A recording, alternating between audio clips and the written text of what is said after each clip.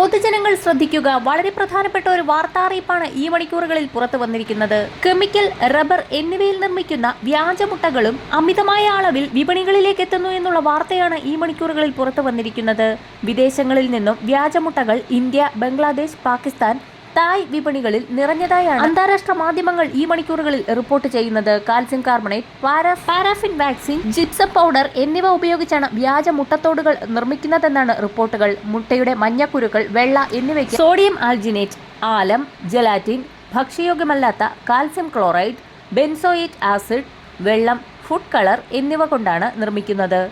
അബദ്ധത്തിൽ പോലും ഇത് ഭക്ഷണത്തിൽ ഉൾപ്പെടുത്തുന്നത് ആരോഗ്യത്തെ ഗുരുതരമായി തന്നെ ബാധിച്ചു തുടങ്ങും. ഈ രാസവസ്തുക്കൾ മസ്തിഷ്കത്തിനും നാഡീകോശങ്ങൾക്കും കേടുപാടുകൾ, കരൾ രോഗങ്ങൾ എന്നിവ ഉൾപ്പെടെയുള്ള ഗുരുതരമായ ആരോഗ്യ പ്രശ്നങ്ങൾക്ക് കാരണമാകുമെന്നും രക്ത ഉൽപാദനത്തെ ഇത് ബാധിക്കുമെന്നും പറയുന്നു. അതുകൊണ്ട് തന്നെ മുട്ട യാഥാർത്ഥ്യമാണോ വ്യാജമാണോ എന്ന് തിരിച്ചറിയേണ്ടത് പ്രധാനമാണ്. കാരണം ഇവ അത്ര പെട്ടെന്ന് കണ്ടെത്താനാവുകയില്ല എന്നുള്ളതാണ് മറ്റൊരു കാര്യം. കാഴ്ചയിൽ ഇവ ഒരുപോലെ ഇരിക്കും. അതിനാൽ തന്നെ മുട്ട വാങ്ങി ഉപയോഗിക്കുന്നവർ ഇനി പറയുന്ന കാര്യങ്ങൾ ഓർമ്മയിൽ സൂക്ഷിക്കുക.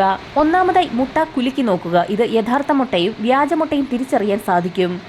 ശക്തമായി കുലുക്കുമ്പോൾ ഉള്ളിൽ നിന്നും ദ്രാവകത്തിന്റെ ശബ്ദം കേൾക്കുന്നുണ്ട് എങ്കിൽ മുട്ടയിൽ എന്തോ കുഴപ്പമുണ്ട് എന്ന് മനസ്സിലാക്കുക.